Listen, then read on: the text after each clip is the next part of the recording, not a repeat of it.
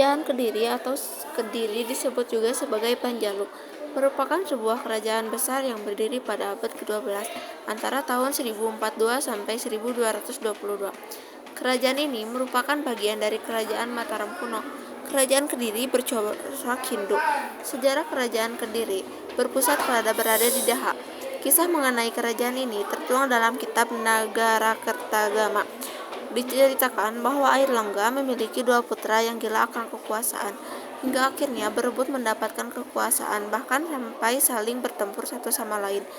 Dalam menghindari bentrokan antar kedua anaknya, Sri Samariwijaya dan Majapahit, Airlangga di tahun 1041 membagi kerajaannya menjadi dua. Masing-masing namanya adalah Kerajaan Janggala atau Kahuripan dan Panjalu atau Kediri itu sendiri. Dalam memberi pembatas, kedua kerajaan ini dibatasi oleh Gunung Kawi dan Sungai Berantas. Kerajaan Sriwijaya atau Samarawijaya mendapatkan kesempatan memimpin kerajaan yang berada di wilayah barat. Dalam hal ini, Kerajaan Panjalu, sementara Mapanji berada di wilayah timur, memimpin Kerajaan Jenggala yang pusat kerajaannya berada di Kahuripan. Sumber sejarah Kerajaan Kediri dalam hal ini tertuang dalam kitab Mahaksudya, Syarat Calon Arang dan kitab Nagarakertagama. Kerajaan Panjalu menguasai wilayah Kediri dan Madiun, sementara Kerajaan Jenggala meliputi wilayah Malang dan Delta Sungai Berantas yang pelabuhannya berada di Surabaya, Rembang, dan Pasuruan. Namun, pembagian kerajaan tak cukup bagi kedua anak Airlangga. Kondisi itu bahkan membuat adanya peperangan. Raja-raja yang pernah memerintah Kerajaan Kediri yang termasyhur pernah diperintah 8 raja dari awal berdirinya sampai masa keruntuhan kerajaan ini. Dari ke-8 raja yang pernah memerintah kerajaan ini, yang sanggup membawa Kerajaan Kediri kepada masa kemasan adalah Prabu Jayabaya, yang sangat terkenal hingga saat ini. Adapun 8 raja Kediri tersebut urutannya sebagai berikut. 1. Sri Jayaswara. Sejarah tentang Raja Sri Jayaswara ini hanya dapat diketahui pada prasasti Sirah Keting 1904 Masehi. Pada pemerintahannya, Jayaswara memberikan hadiah kepada rakyat desa sebagai tanda penghargaan karena rakyat telah berjasa kepada raja. Dari prasasti ini diketahui bahwa Raja Jayaswara sangat besar perhatiannya terhadap masyarakat dan berupaya meningkatkan kesejahteraan rakyatnya. 2. Sri Baweswara Raja. Baweswara banyak meninggalkan prasasti seperti yang ditemukan di daerah Tulung Agung dan Kertosono. Prasasti seperti yang ditemukan ini lebih banyak memuat masalah-masalah keagamaan, sehingga sangat baik diketahui keadaan pemerintahannya. 3. Prabu Jayabaya. Kerajaan Kediri mengalami masa ke masa ketika dipemerintah oleh Prabu Jayabaya. Strategi pimpinan Prabu Jayabaya dalam memakmurkan rakyatnya memang sangat mengagumkan. Kerajaan yang beribu kota di Dahono Puro, bawah kaki Gunung Kelud. Ini tanahnya amat subur sehingga segala macam tanaman tumbuh menghijau. Hasil pertanian dan perkebunan berlimpah ruah. Di tengah kota membelah aliran Sungai Berantas. Airnya bening dan hidup aneka ragam ikan, sehingga makanan berprotein dan bergizi selalu tercukupi. Hasil bumi itu kemudian diangkut ke kota Jenggala dekat Surabaya dengan naik perahu menelusuri sungai. Roda perekonomian berjalan lancar sehingga Kerajaan Kediri benar-benar dapat disebut sebagai negara yang genah rimpah loh jinawi tata tentram karta rahaja.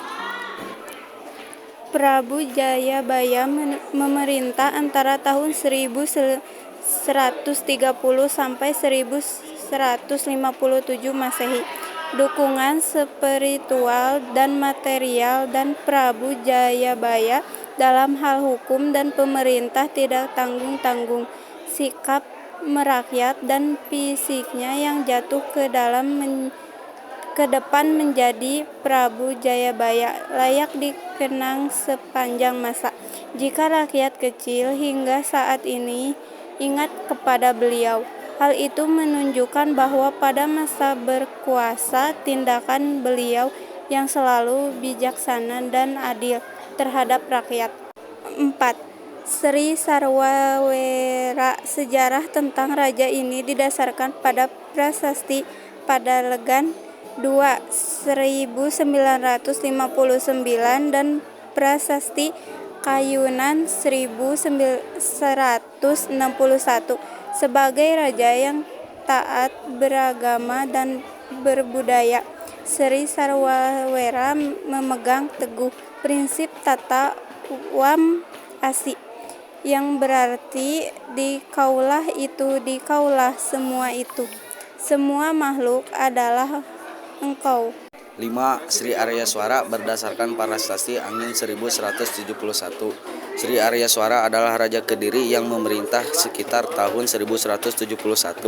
Nama gelar Abhi Sekaya ialah Sri Maharaja Rake Hino Sri Aryaswara Madhu Sudana Watara Ari Jamuka. Tidak diketahui dengan pasti kapan Sri Aryaswara naik tahta. Peninggalan sejarahnya berupa prasasti Angin 23 Maret 1171, lambang kerajaan Kediri pada saat itu Ganesha. Tidak diketahui pula kapan pemerintahannya berakhir. Raja Kediri selanjutnya berdasarkan prasasti Jaring adalah Sri Gandra. Sri Gandra. Masa pemerintah Raja Sri Gandra 1181 Masehi dapat diketahui dari prasasti Jaring, yaitu tentang pengguna nama hewan dalam kepangkatan seperti nama gajah, kebo, dan tikus. Nama-nama tersebut menunjukkan tinggi rendahnya pangkat seseorang dalam istana. 7.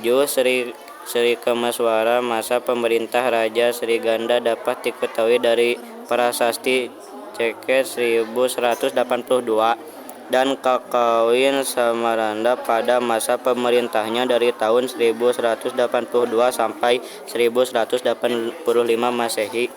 Seni sastra mengalami perkembangan sangat pesat, di antaranya Empu Darmaja mengarang kitab Samaranda. Bahkan pada masa pemerintahnya juga dikenal cerita Panji seperti cerita Panji Semirang.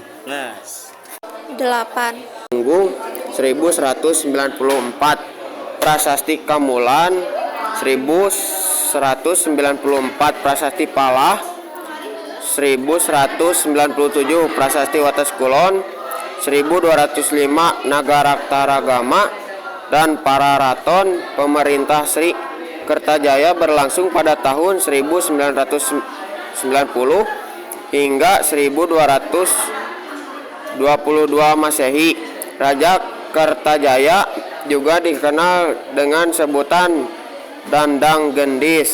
Selama masa pemerintahannya, kestabilan kerajaan menurun. Hal ini disebabkan Kertajaya ingin mengurangi hak-hak kaum Brahmana. Keadaan ini ditentang oleh kaum Brahmana. Kedudukan kaum Brahmana dikerjakan Kediri waktu itu semakin tidak aman. Kaum Brahmana banyak yang lari dan minta bantu ke Tumapelian yang saat itu diperintah oleh Ken Arok. Mengetahui hal ini, Raja Kertajaya kemudian mempersiapkan pasukan untuk menyerang Tumapel. Sementara itu, Ken Arok dengan dukungan kaum Brahmana melakukan serangan ke kerajaan Kediri. Kedua pasukan itu bertemu di dekat Ganter 1222 Masehi. Runtuhnya Kerajaan Kediri. Kertajaya adalah raja terakhir Kerajaan Kediri. Ia memakai lencana Garuda Muka seperti Ria Airlangga.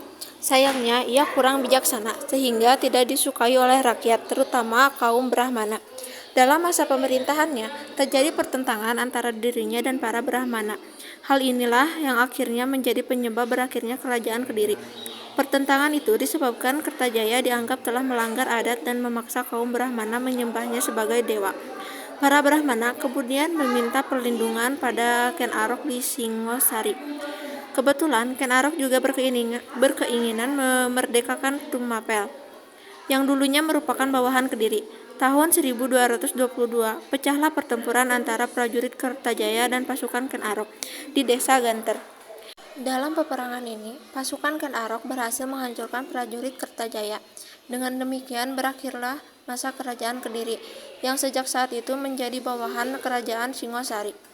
Runtuhnya kerajaan Penjalu Kediri pada masa pemerintahan Kertajaya dikisahkan dalam kitab Pararaton dan Alkitab Negara Kertagama.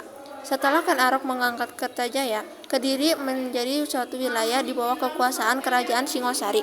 Ken Arok mengangkat Jayasaba, putra Kertajaya, sebagai Bupati Kediri. Tahun 1258, Jayabasa digantikan putranya yang bernama Sastrajaya.